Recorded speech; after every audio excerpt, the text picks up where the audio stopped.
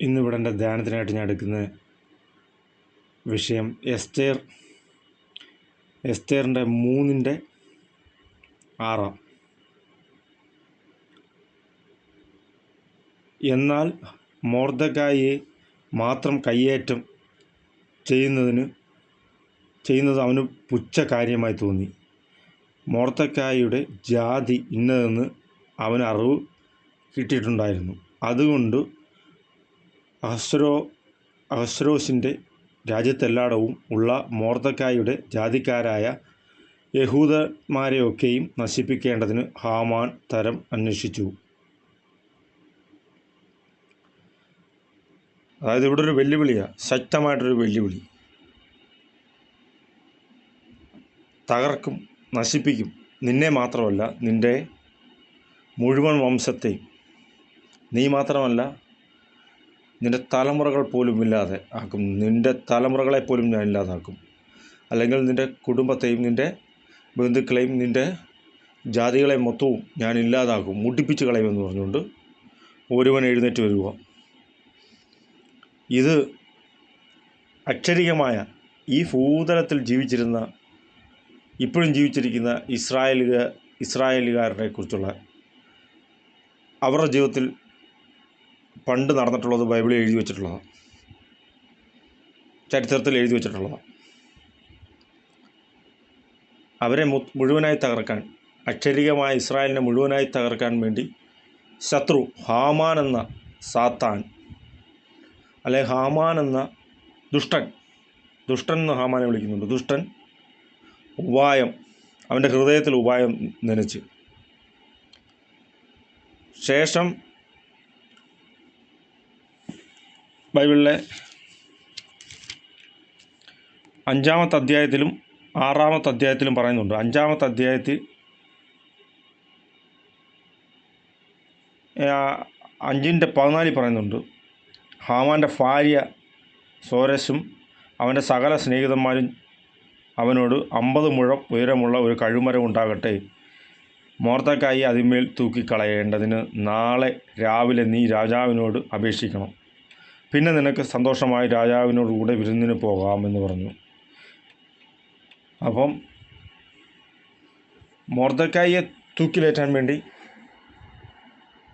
Haman പദ്ധതിയിടുക. ഹാമാനും അവൻ്റെ ഭാര്യയും അവൻ്റെ കുടുംബവും അവൻ്റെ സ്നേഹിതന്മാരെല്ലാം പദ്ധതിയിടുക. ഇസ്രായേലുകാരനോട്, അക്ഷരികമായ ഇസ്രായേലുകാരനെ കൊല്ലാൻ വേണ്ടി ഹാമാനിൽ ബാധിച്ചിരിക്കുന്ന ആത്മാവ്, അതേ ആത്മാവ് തന്നെ അവൻ്റെ ഭാര്യയുമേലും അവൻ്റെ കൂട്ടാളികളുമേലും അവൻ്റെ കൂട്ടുകാരുമേലും വ്യാപിച്ചിരിക്കുന്നു. അതിങ്ങനെ വ്യാപാരം ചെയ്യുകയാണ്. ലോകത്തിൻ്റെ വ്യാപാരശക്തി അല്ലെങ്കിൽ നാശത്തിൻ്റെ വ്യാപാരശക്തി, ഒഴിഞ്ഞു പോകേണ്ട വ്യാപാരശക്തി,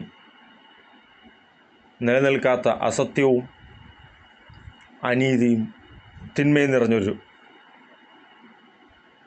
അരൂപിയായ ശക്തി, അത് ഹാമാനും അവന് ചുറ്റുമുള്ളവരിലേക്ക് അത് വലയം ചെയ്തിരിക്കുകയാണ്. അവരിലെല്ലാം അതുണ്ട്. അവരെല്ലാം ഒരേ ഹൃദയത്തോടെ ഒരേ സന്തോഷം തന്നെ ലക്ഷ്യം വെക്കുന്നു, ഒരേ ആഗ്രഹം തന്നെ അവർ ലക്ഷ്യം വെക്കുന്നു. ലക്ഷ്യം മൊർദെഖായിയെ കൊന്നൊടുക്കുക എന്നുള്ളതാണ്. അതെ, ആരാധിക്കുന്നവനെ, ജീവനുള്ള ദൈവത്തെ ആരാധിക്കുന്നവനെ, ജീവനുള്ള ദൈവത്തെ വിശ്വസിക്കുന്നവനെ നശിപ്പിച്ച് കളയുക, അവനെ ഏത് വിധേനയും നശിപ്പിച്ച് കളയുക, അവനെ സംഹരിച്ച് കളയുക എന്നുള്ളതാണ് ഹാമാൻ്റെ മേൽ വ്യാപരിച്ചിരുന്ന ശക്തിയുടെയും അവൻ്റെ ചുറ്റുമുള്ളവരുടെ മേൽ വ്യാപരിച്ചിരുന്ന ശക്തിയുടെ ആഗ്രഹം. പക്ഷേ അതിൻ്റെ 6 മുതൽ 8 വരെയുള്ള അധ്യായങ്ങൾ നമ്മൾ വായിക്കുമ്പോൾ നമുക്ക് മനസ്സിലാവും, ഇതേ ഹാമാനും അവൻ്റെ ഭാര്യയും കൂട്ടുകാരും ചേർന്ന് ഒരുക്കി വച്ചിരുന്ന കഴുകുമരം, മൊർദെഖായിക്ക് വേണ്ടി ഒരുക്കി വച്ചിരുന്ന കഴുകുമരത്തിൽ ഹാമാൻ തൂക്കപ്പെട്ടു. ഹാമാനെ അതിൽ തൂക്കാൻ രാജാവ് കൽപ്പിച്ചു. നിങ്ങളുടെ നേരെ വരുന്ന പ്രതിസന്ധികൾ, നിങ്ങൾക്ക് നേരെ വരുന്ന ശാപവാക്കുകൾ, നിങ്ങൾക്ക് നേരെ വരുന്ന പോരാട്ടം എത്ര കഠിനമാണെങ്കിലും എത്ര ശക്തമാണെങ്കിലും ഹാമാൻ്റെ ആത്മാവുമായി, ഹാമാൻ്റെയും അവൻ്റെ ഭാര്യയുടെയും ആത്മാവുമായി നിങ്ങൾക്ക് ചുറ്റും നിങ്ങളെ റാഞ്ചി പറക്കുമെന്ന് കരുതി പറന്നു വരുന്ന ആത്മാക്കളും ജഡരൂപത്തിലുള്ള മനുഷ്യനും കാണും. ഇല്ല, നിങ്ങൾ അവയെ നോക്കി ഭയപ്പെടരുത്. നിങ്ങൾ എന്ത് ചെയ്യുന്നു? നിങ്ങൾ ആരെ വിശ്വസിക്കുന്നു? ആരെ നിങ്ങൾ നമസ്കരിക്കുന്നു? സത്യ നമസ്കാരികളായ നിങ്ങൾ ദൈവത്തെ മാത്രം നമസ്കരിക്കുന്നു, ദൈവത്തോട് മാത്രം അപേക്ഷിക്കുന്നു, ദൈവത്തോട് മാത്രം നിങ്ങളുടെ പ്രാർത്ഥന കഴിക്കുന്നു. എങ്കിൽ നിങ്ങൾ ഭയപ്പെടേണ്ട. നിങ്ങളൊരു ഇസ്രായേലിനാണെങ്കിൽ നിങ്ങൾ ഭയപ്പെടേണ്ട. അവൻ നിങ്ങളുടെ അരികിലേക്ക് വരികയില്ല. അരികിലേക്ക് വരുമ്പോൾ തന്നെ, അരികിലേക്ക് വരാൻ ശ്രമിക്കുമ്പോൾ തന്നെ അവൻ വീണുപോകും, അവൻ പട്ടുപോകും.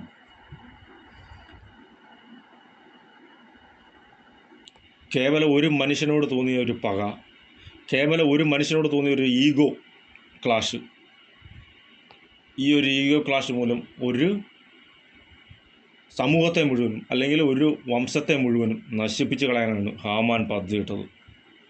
ഇത് തന്നെയാണ് പിന്നീട് ഏകദേശം 2500 വർഷങ്ങൾക്ക് ശേഷം ഹിറ്റ്ലറും പദ്ധതിയിട്ടത്. യഹൂദന്മാരെ മൊത്തവും കൊന്ന് നിർമൂലമാക്കുവാൻ, മുടിച്ചു കളയാൻ ഹിറ്റ്ലർ പദ്ധതിയിട്ടു. ഹിറ്റ്ലർ പല പദ്ധതികളും തയ്യാറാക്കി. 1939 മുതൽ 1945 വരെ നടന്ന രണ്ടാം ലോക മഹായുദ്ധകാലത്ത് ഇസ്രായേൽ യൂറോപ്പിൻ്റെ ഏകദേശം പകുതിയിലധികം ഭാഗങ്ങളും പിടിച്ചെടുത്ത്, അതുപോലെ ബ്രിട്ടീഷുകാരുടെ ശക്തി, അവരുടെ ശക്തി 1/3 കുറയ്ക്കാൻ ഹിറ്റ്ലറിന് സാധിച്ചിട്ടുണ്ട്. അങ്ങനെ പല പ്രവൃത്തികളും ഹിറ്റ്ലർ ചെയ്തു. എന്നിട്ട് സോവിയറ്റ് യൂണിയനുമായിട്ട്, അന്നത്തെ USSRുമായിട്ട് ഹിറ്റ്ലർ ഒരു കരാറിൽ ഏർപ്പെട്ടു. നിങ്ങൾക്കെതിരെ ഞങ്ങൾ യുദ്ധം ചെയ്യില്ല എന്നുള്ള രീതിയിൽ.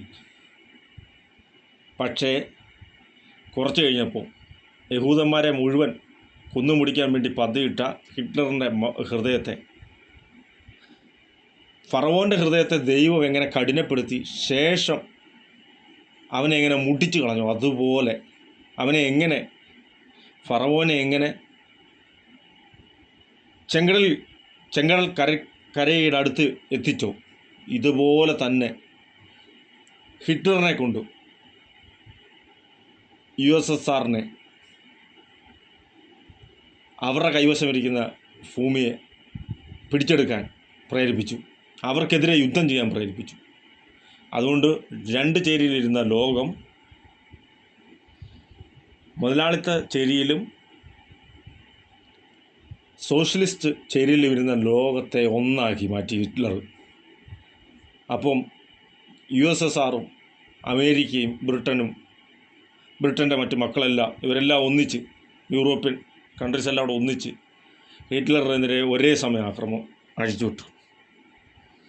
അഴിച്ചുവിട്ടപ്പോൾ ഹിറ്റ്ലറിനെ പിടിച്ചിരിക്കാൻ പറ്റില്ല.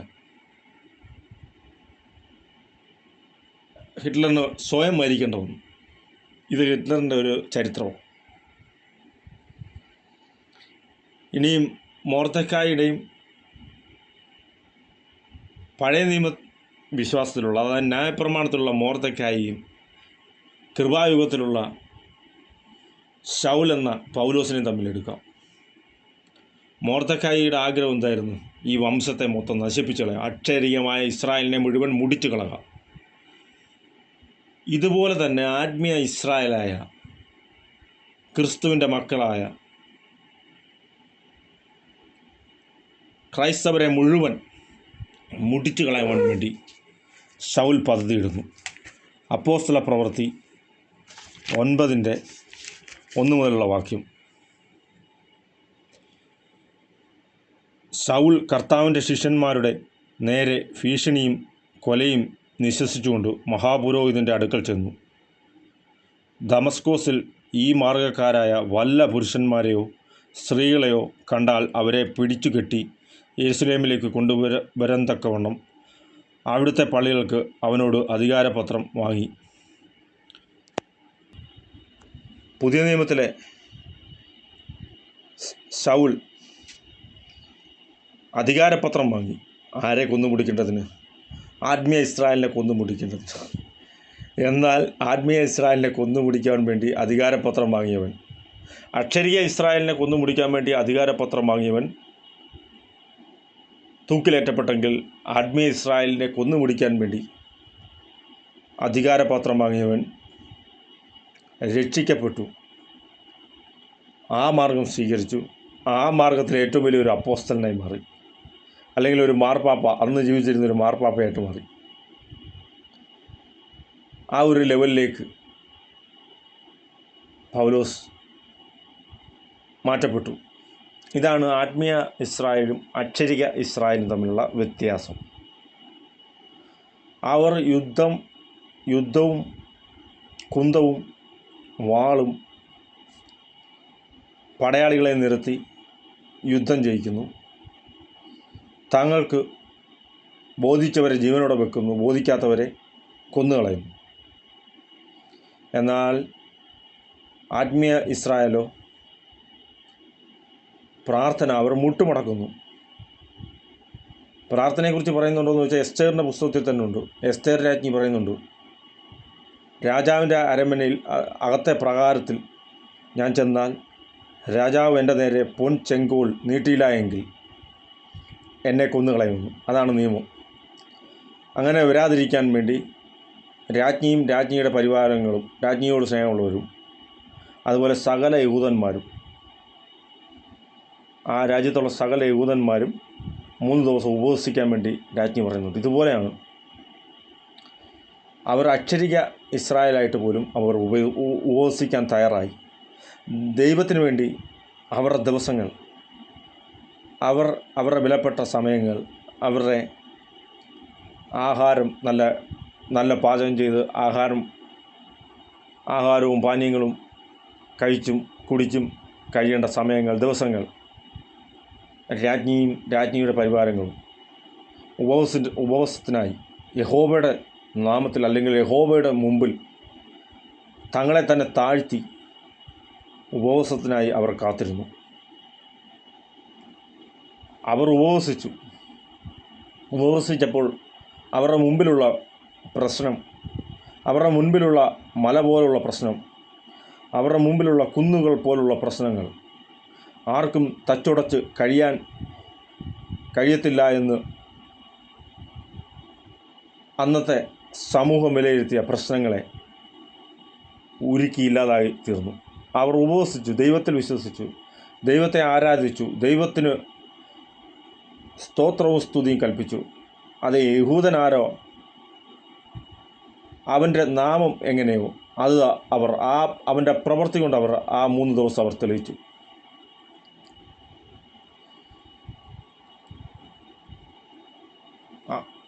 എന്നാൽ ഇവിടെ പുതിയ നിയമത്തിൽ വരുമ്പോൾ ശൗല് ദൈവജനത്തെ കൊന്നുമുടിക്കാൻ വേണ്ടി വന്നു.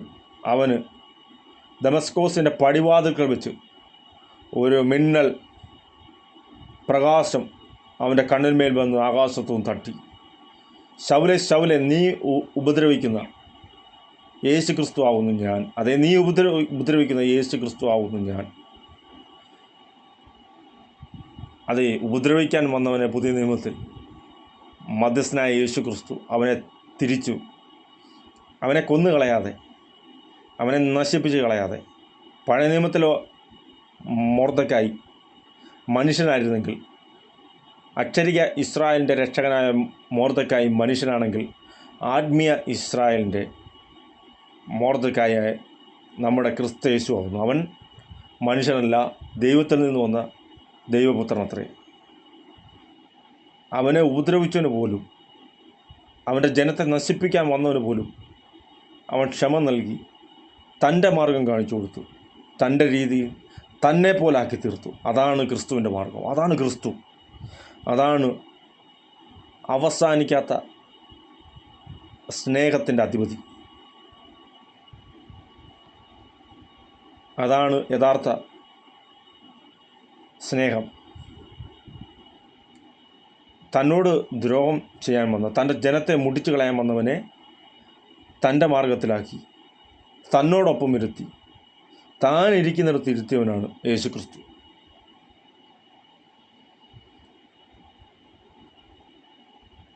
എല്ലാ മനുഷ്യർക്കും ഇത് സാധ്യമാവട്ടെ എന്ന് ഞാൻ ആഗ്രഹിച്ചുകൊണ്ട് ഈ വചനങ്ങളെ നിർത്തിയിട്ട് എനിക്ക് സഭയോട് അല്പം കാര്യം സംസാരിക്കാനുണ്ട്.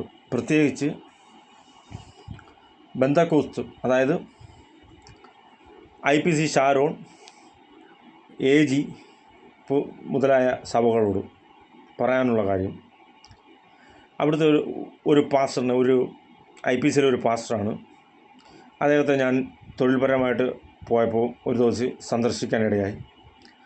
അദ്ദേഹത്തിന് ചില ബിസിനസ്സുകളുണ്ടെന്ന് സംസാരിച്ചു. അദ്ദേഹം IPCയിലെ പാസ്റ്ററാണെന്ന് പറഞ്ഞു. അപ്പോൾ ഞാനിങ്ങനെ അതിശയത്തോടെ ചോദിച്ചു, IPCയിലെ പാസ്റ്ററിന് ഇത് അനുവദനീയമാണോ ഈ ബിസിനസ് എന്നിങ്ങനെ ആശ്ചര്യത്തോടെ ഇങ്ങനെ നോക്കിയപ്പോൾ അദ്ദേഹം എന്നോട് പറഞ്ഞു, എന്തിനു നീ അത്ഭുതപ്പെടുന്നു? ഒരു പാസ്റ്ററിന്, ഒരു ദൈവഭക്തന് അല്ലെങ്കിൽ ഒരു പുരോഹിതന്, അതായത് ഇടയ ശുശ്രൂഷയുള്ള പുരോഹിതനാണെന്ന് ഓർത്തുകൊള്ളണം, എന്തുകൊണ്ട് മറ്റ് ബിസിനസ്സുകൾ ചെയ്തുകൂടാ? അങ്ങനെ എത്രയോ പേർ ചെയ്യുന്നുണ്ടെന്ന് എന്നോട് വാദിച്ചു. ഞാനപ്പോൾ ആദ്യം മിണ്ടാതിരുന്നു. പിന്നീട് പറഞ്ഞു, അപ്പോസ്തലനായ പൗലോസ്, അതെ, ഇവിടെ ശൗലിൻ്റെ കാര്യം പറഞ്ഞാണല്ലോ വാക്യം നിർത്തിയത്. അപ്പോസ്തലനായ പൗലോസ് കൂടാരപ്പണി ചെയ്തിട്ടുണ്ടെന്ന് പറഞ്ഞു. അപ്പോൾ ഞാൻ അദ്ദേഹത്തിൻ്റെ അടുത്ത് പറഞ്ഞു, പാസ്റ്ററെ, അപ്പോസ്തലനായ പൗലോസ് കൂടാരപ്പണി ചെയ്തിട്ടുണ്ടായിരിക്കും. പൗലോസ് അല്ലല്ലോ നമ്മളുടെ മാതൃക. നമ്മളുടെ മാതൃക ക്രൂസിൽ നമുക്ക് വേണ്ടി ജീവൻ ബലി നൽകിയ ക്രിസ്തേശുവില്ലയോ? അപ്പോൾ അദ്ദേഹം എന്നോട് പറഞ്ഞു, നിന്നെ പോലുള്ള ഇങ്ങനെ തന്നെ എന്നോട് മുഖത്ത് നോക്കി തന്നെ പറഞ്ഞു, മണ്ടന്മാരോട് ഞാൻ സംസാരിക്കുന്നില്ല. കാര്യം നിന്നോട് സംസാരിച്ചാൽ കുടുക്ക് ചോദ്യങ്ങൾ ഉന്നയിച്ച് ബുദ്ധിമാനായ എന്നെ വട്ടം കറക്കും. അതുകൊണ്ട് മണ്ടനായ നിന്നോട് സംസാരിക്കുന്നില്ല. ശരി, ഓക്കെ എന്ന് പറഞ്ഞ് ഞാനാണെങ്കിൽ അതങ്ങ് പോയി. ശേഷം ഞാൻ പോയിട്ട് എൻ്റെ മനസ്സിൽ ഇദ്ദേഹം ഇങ്ങനെ പറഞ്ഞപ്പോൾ ഭയങ്കര വിഷമമുണ്ടായി. എന്നെ മൂടെന്ന് വിളിച്ചതല്ല എനിക്ക് വിഷമം, ഇദ്ദേഹം ബുദ്ധിമാനെന്ന് പറഞ്ഞതിലല്ല എനിക്ക് വിഷമം. പക്ഷേ എൻ്റെ ആശയം ഇയാളിലേക്ക് കൺവേ ചെയ്യാൻ എനിക്ക് പറ്റിയില്ല. എനിക്ക് കിട്ടിയ പരിശുദ്ധാത്മാവിൻ്റെ അറിവെന്ന് വെച്ചാൽ, ഒരു പ്രവൃത്തി ചെയ്യുമ്പോൾ, അതായത് ഇപ്പോൾ യേശു ക്രിസ്തു, ഞാനത് അദ്ദേഹത്തിൻ്റെ അടുത്ത് പറഞ്ഞു, ഇത്രയും ജസ്റ്റ് ഒന്ന് പറഞ്ഞു, യേശു ക്രിസ്തു തന്നെ ആദിമകാലത്ത് ശുശ്രൂഷയ്ക്ക് ഇറങ്ങുന്നതിന് മുന്നേ 30 വർഷത്തിന് മുന്നേ, ആ 30 വർഷക്കാലം അല്ലെങ്കിൽ ആ സമയത്ത് പലതരത്തിലുള്ള ജോലികൾ ചെയ്തിട്ടുണ്ടായിരിക്കും. അപ്പനെ അമ്മയെ സഹായിച്ചിട്ടുണ്ടായിരിക്കും. അപ്പൻ ആശാരിയാന്ന് പറയുന്നുണ്ട്. അപ്പം ആശാരിപ്പണിയൊക്കെ ചെറിയ തോതിൽ ചെയ്തു കാണും. അങ്ങനെ പല ജോലികൾ യേശു ക്രിസ്തു ചെയ്തു കാണും. പക്ഷേ യേശു ക്രിസ്തു ഒരു മിഷൻ്റെ ഭാഗമായപ്പോൾ, അത് സ്വർഗത്തിൻ്റെ മിഷൻ്റെ ഭാഗമായപ്പോൾ, പിതാവായ ദൈവത്തിൻ്റെ മിഷൻ്റെ ഭാഗമായപ്പോൾ, സ്വർഗീയ മിഷൻ്റെ ഭാഗമായി തീർന്നപ്പോൾ യേശു ക്രിസ്തു, അത് അവൻ്റെ മേൽ ദൈവത്തിൻ്റെ സ്വർഗസ്ഥനായ പിതാവായ ദൈവത്തിൻ്റെ ആത്മാവ് പുത്രനായ യേശു ക്രിസ്തുവിൻ്റെ മേൽ വന്ന നാൾ മുതൽ അവൻ ആ മിഷൻ്റെ ഭാഗമായി തീർന്നു. അന്ന് മുതൽ അവൻ്റെ മിഷൻ അതാണ്, അവൻ്റെ ജോലി അതാണ്, അവൻ്റെ തൊഴിൽ അതാണ്. അവൻ മറ്റൊരു തൊഴിലും ചെയ്തതായിട്ട് ബൈബിളിലില്ല. യേശു ക്രിസ്തുവാണ് മാതൃകയെങ്കിൽ നിങ്ങൾ പൗലോസിനെ മാതൃകയാക്കേണ്ടതില്ല. പൗലോസ് തന്നെ പറയുന്നത്, നിങ്ങൾ ഒരുവൻ പൗലോസിൻ്റെ പക്ഷക്കാരനെന്നും ഒരുവൻ കേഫാവിൻ്റെ, അതായത് പത്രോസിൻ്റെ പക്ഷക്കാരെന്നും പറയുന്നുണ്ടെന്ന്. പക്ഷേ അങ്ങനെ പറയേണ്ടതില്ലെന്ന്. കാര്യം, നിങ്ങൾ യേശു ക്രിസ്തുവിൻ്റെ പക്ഷക്കാരെന്ന് പറയുന്നതാണ്. നിങ്ങൾ യേശു ക്രിസ്തുവിൻ്റെ പക്ഷത്ത് നോക്കി, മുഖത്ത് നോക്കി ഓടുന്നവനെന്ന് പറയണം. നിങ്ങൾ യേശു ക്രിസ്തുവിനെ മാതൃകയാക്കണമെന്ന് പൗലോസ് തന്നെ ബൈബിളിൽ എഴുതിയിട്ടുണ്ട്. എന്നാൽ മനുഷ്യർ പറഞ്ഞതോ, പൗലോസ് കൂടാരപ്പണി ചെയ്തു, അതുകൊണ്ട് പാസ്റ്റർമാർക്ക് കൂടാരപ്പണിയാവാമെന്ന്. പക്ഷേ യേശു ക്രിസ്തു കൂടാരപ്പണി ചെയ്തിട്ടില്ല, അല്ലെങ്കിൽ മറ്റു ജോലികൾ ചെയ്തതായിട്ട് ബൈബിളിലില്ല. ഈ 3.5 വർഷക്കാലം യേശു ക്രിസ്തു ചെയ്തിട്ടുള്ളത് തൻ്റെ പ്രവൃത്തി മാത്രം, തൻ്റെ പിതാവിൻ്റെ പ്രവൃത്തി മാത്രം. തന്നെ വിളിച്ച് വേർതിരിച്ചത് എന്തിനോ ആ പ്രവൃത്തി മാത്രമേ യേശു ക്രിസ്തു 3.5 വർഷക്കാലം ഈ ഭൂമിയിൽ ചെയ്തിട്ടുള്ളൂ. യേശു ക്രിസ്തുവിൻ്റെ ശുശ്രൂഷക്കാലം ഘട്ടം ഇന്നത്തെ പല പാസ്റ്റർമാരെക്കാട്ടിലും വളരെ വളരെ വളരെ തുച്ഛമാണ്, വളരെ കുറവാണ്. അതെ, വളരെ കുറവാണ് യേശു ക്രിസ്തുവിൻ്റെ ശുശ്രൂഷക്കാലം. അതുപോലെ തന്നെ യേശു ക്രിസ്തുവിൻ്റെ ഉപവാസ കാലഘട്ടവും വളരെ കുറവാണ്. ഇന്ന് ഒരു പാസ്റ്റർ 60-65 വയസ്സ് വരെ ലൈവായിട്ട് നിൽക്കുന്നുണ്ടെങ്കിൽ ആ പാസ്റ്റർ ഏറ്റവും കുറഞ്ഞത് 40 ദിവസം വെച്ചുള്ള ഉപവാസം ഒരു 15 തവണയെങ്കിലും ഏറ്റവും കുറഞ്ഞത് അവൻ്റെ ജീവിതകാലത്ത് എടുത്തു കാണും. പക്ഷേ യേശു ക്രിസ്തു ഒറ്റ തവണ മാത്രമേ 40 ദിവസം ഉപവാസം എടുത്തായിട്ടുള്ളൂ ബൈബിളിൽ പറഞ്ഞിട്ടുള്ളൂ. നമ്മളത് വായിച്ചിട്ടുള്ളൂ. അതങ്ങനെ തന്നെ നാം വിശ്വസിക്കുന്നു. അതങ്ങനെ തന്നെ, അത് സത്യമാകുന്നു, ബൈബിൾ എഴുതിയിട്ടുള്ളത്. അപ്പോൾ യേശു ക്രിസ്തു മറ്റു ജോലികളൊന്നും ഇതിന് ശേഷം ചെയ്തിട്ടില്ല. തൻ്റെ പിതാവിൻ്റെ മിഷൻ്റെ ഭാഗമാവുക മാത്രം ചെയ്തത്. അതുപോലെ തന്നെ എനിക്ക് പറയാനുള്ള അടുത്ത കാര്യം, പൗലോസ് എന്ന് പറയുന്ന ഒരു അപ്പോസ്തലനെ നിങ്ങൾ എടുത്തിട്ട് പറയുന്നു, നിങ്ങളുടെ ന്യായം സാധൂകരിക്കാൻ വേണ്ടി നിങ്ങൾ പറയുന്നു, അവൻ കൂടാരപ്പണി ചെയ്തു. എന്നാൽ യേശു ക്രിസ്തു നേരിട്ട് വിളിച്ച് വേർതിരിച്ച 11 ശിഷ്യന്മാർ, തോമസിനെ കൂട്ടി 12 ശിഷ്യന്മാർ. ഇവർ ഒരു കൂടാരപ്പണിയും ചെയ്തിട്ടില്ല. ഇവർ യേശു ക്രിസ്തുവിൻ്റെ മിഷൻ്റെ ഭാഗമായി മിഷണറി പ്രവർത്തനങ്ങൾ മാത്രമേ ചെയ്തിട്ടുള്ളൂ. അത് യഹൂദയിലും ശമരിയയിലും മറ്റ് ദേശത്തും ലോകത്തിൻ്റെ നാനാ ഭാഗങ്ങളിൽ ഈ ശിഷ്യന്മാർ യേശു ക്രിസ്തുവിൻ്റെ വേല മാത്രമേ ചെയ്തിട്ടുള്ളൂ. യേശു ക്രിസ്തുവിൻ്റെ സുവിശേഷം എന്ന വേല മാത്രം, അത് മാത്രം അറിയിക്കുക ചെയ്തിട്ടുള്ളൂ. അല്ലാതെ മറ്റൊന്നും ചെയ്തിട്ടില്ല അവർ. അത് ബൈബിളിൽ അത് അടയാള സഹിതം അത് രേഖപ്പെടുത്തിയിട്ടുണ്ട്. പക്ഷേ എനിക്കതൊന്ന് ആ പാസ്റ്ററിനോട് അത് പറയാൻ കഴിഞ്ഞില്ല. നിങ്ങൾ ഒരു ശിഷ്യനെ മാത്രം എടുത്തിട്ട്, പൗലോസ് എന്ന് പറഞ്ഞ ഒരു ശിഷ്യനെ മാത്രം എടുത്തിട്ട് നിങ്ങൾ പറയരുത് അവൻ കൂടാരപ്പണി ചെയ്തിട്ടുണ്ടെന്ന്. ബാക്കി 12 ശിഷ്യന്മാരും, അതായത് തോമസ് ലീ അടക്കം 12 ശിഷ്യന്മാരും, തോമസ് അടക്കം 12 ശിഷ്യന്മാരും യേശു ക്രിസ്തുവിൻ്റെ കാളിങ് വന്നതിന് ശേഷം തങ്ങളുടെ ജോലി അവർ പൂർണ്ണമായിട്ട് ഉപേക്ഷിക്കുകയാണ് ചെയ്തിട്ടുള്ളത്. പടക് വിട്ട്, ആ വല വിട്ട്, ആ സമുദ്രം വിട്ട് അവർ മനുഷ്യരെ പിടിക്കുന്ന മനുഷ്യ സമുദ്രത്തിലേക്ക് ഇറങ്ങി തിരിച്ചു. അത് ബൈബിളിൽ വ്യക്തമായിട്ടുണ്ട്. യേശു ക്രിസ്തു വന്ന നാൾ മുതൽ പത്രോസും മറ്റ് ശിഷ്യന്മാരും അത് ഉപേക്ഷിച്ചു എന്ന്. ശേഷം വീണ്ടും യേശു ക്രിസ്തു ക്രൂസിൽ മരിച്ചു പോയതിനു ശേഷം വീണ്ടും യേശു ക്രിസ്തു ഉയർത്തു ആത്മാവായി അവരുടെ മുമ്പിൽ പ്രത്യക്ഷപ്പെടുന്ന നാൾ വരെ അവർ വീണ്ടും പഴയ ജോലിയിലേക്ക് അവർ തിരിച്ചു പോയെന്നും വീണ്ടും അവർ അത് ഉപേക്ഷിച്ചു പരിശുദ്ധാത്മാവിനെ പ്രാപിച്ചു. മിഷണറി പ്രവർത്തനത്തിൻ്റെ, യേശു ക്രിസ്തുവിൻ്റെ മിഷണറി പ്രവർത്തനത്തിൻ്റെ, സ്വർഗരാജ്യത്തിൻ്റെ മിഷണറി പ്രവർത്തനത്തിൻ്റെ ഭാഗമായി മാത്രം നിലനിന്നെന്നും ബൈബിൾ പഠിപ്പിക്കുന്നുണ്ട്. ഇതെന്നെ ദൈവം ആ സമയത്ത്, ആ കുറഞ്ഞ സമയം കൊണ്ട് ഇത്രയും കാര്യങ്ങൾ എനിക്ക് ദൈവം പറഞ്ഞു തന്നിട്ട് ഞാൻ ഇത് വീണ്ടും പോയി ആ പാസ്റ്ററോട് സംസാരിക്കാൻ വേണ്ടി തുടങ്ങിയപ്പോൾ എനിക്ക് പരിശുദ്ധാത്മാവ് എന്നെ പഠിപ്പിച്ചു തന്നു, അല്ലെ എന്നോട് പറഞ്ഞു തന്നു, നീ അവനോട് പോയി ഇപ്പോൾ ഒന്നും സംസാരിക്കണ്ട, നീ അവനോട് പോയി ഇപ്പോൾ നീ ഒന്നും പറയണ്ട, അവൻ്റെ ഹൃദയം വേദനിക്കും, അവൻ്റെ വിശ്വാസത്തിൽ നിലനിന്നോളട്ടെ, നീ മനസ്സിലാക്കുക. അവൻ നിന്നോട് എന്ത് പറഞ്ഞു? അവൻ മിഷണറി പ്രവർത്തനങ്ങൾക്ക് വേണ്ടി മറ്റ് രാജ്യങ്ങളിൽ ഏകദേശം 50ഓളം മിഷണറി പ്രവർത്തനങ്ങൾ ഒരു രാജ്യത്ത് ചെയ്യുന്നുണ്ട്. ഇന്ത്യയുടെ അയൽ രാജ്യമായ ഒരു രാജ്യത്ത് ചെയ്യുന്നുണ്ട്. അവൻ്റെ അധ്വാനത്തിൽ നിന്ന്, അവൻ്റെ കഷ്ടപ്പാടിൽ നിന്ന് അതെടുത്ത് അവൻ ചിലവാക്കുന്നു. അത് അവൻ്റെ വിധിയാണ്. അത് അവൻ്റെ കഷ്ടപ്പാട് അവനത് അനുഭവിക്കണം. അതവൻ്റെ വിധിയാണ്, അവന് ദൈവം കൊടുത്തിട്ടുള്ള വിധിയാണ്. അല്ലെങ്കിൽ അവൻ്റെ കണ്ണ് അത്രത്തോളം കുരുടായതുകൊണ്ട് അവനത് ആ കഷ്ടതയും കൂടെ അവൻ അനുഭവിക്കണം. അവനെ ദൈവം നന്മയിലേക്ക് വിളിച്ചു. അവൻ സുഖം അനുഭവിക്കാൻ വേണ്ടി വിളിച്ചപ്പോൾ, അവൻ ദൈവത്തിൻ്റെ സമാധാനം അനുഭവിക്കാൻ വേണ്ടി വിളിച്ചപ്പോൾ അവന് ലോകത്തിൻ്റെ കഷ്ടത അവന് അനുഭവിക്കണം എന്നുള്ളത് അവൻ്റെ ഇച്ഛ. അതവൻ അനുഭവിക്കട്ടെ, നീ അതിന് തടസ്സം നിൽക്കണ്ട, നീ അതിനൊന്നും മറുത്ത് പറയണ്ട. അവൻ ആ കഷ്ടം അനുഭവിക്കട്ടെ. ലോകത്തിൽ നിങ്ങൾക്ക് പീഡകളുണ്ട്, എങ്കിലും ധൈര്യപ്പെട്ടുകൊള്ളുക. അല്ലെങ്കിൽ അവന് ഈ ലോകത്തിൻ്റെതായ വഴി പോകുമ്പോൾ അവന് കഷ്ടതയുണ്ട്. അത് അവൻ ഏറ്റെടുത്തു, അവൻ സ്വയം ഏറ്റെടുത്തു, അവൻ അതിൽ വിശ്വസിക്കുന്നു.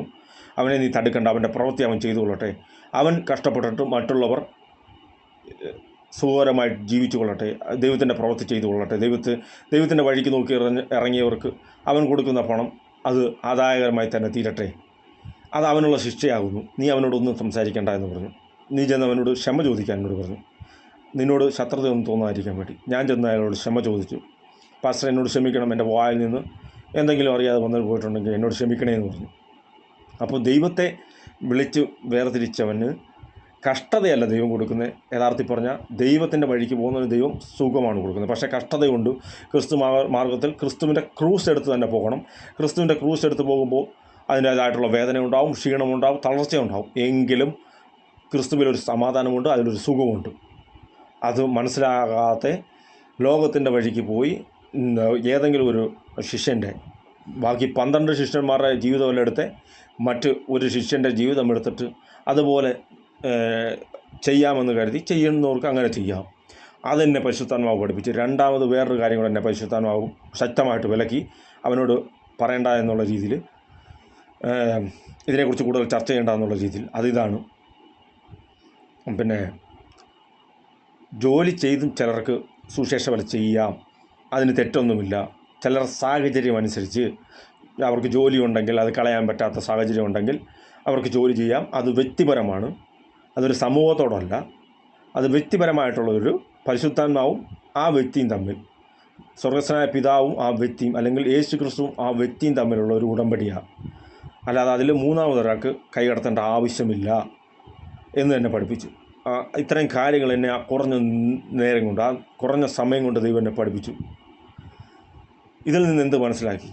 ഞാൻ മനസ്സിലാക്കിയെടുത്തോളം എനിക്ക് കിട്ടിയിട്ടുള്ള അറിവെന്ന് വെച്ചാൽ, ഒരു പ്രവൃത്തി നമ്മൾ ചെയ്യുമ്പോൾ അതിൽ തന്നെ ഫോക്കസ് ചെയ്യുക, അല്ലാതെ മറ്റൊരു പ്രവൃത്തിയിലേക്ക് നമ്മൾ തിരിഞ്ഞാൽ രണ്ടും കൂടെ തമ്മിൽ ക്ലാഷ് ആവും. എന്നാൽ രണ്ടിനെയും തമ്മിൽ ഒരേപോലെ ക്ലാഷ് ആവാതെ കൊണ്ടുപോകുന്നവരും ഉണ്ട്.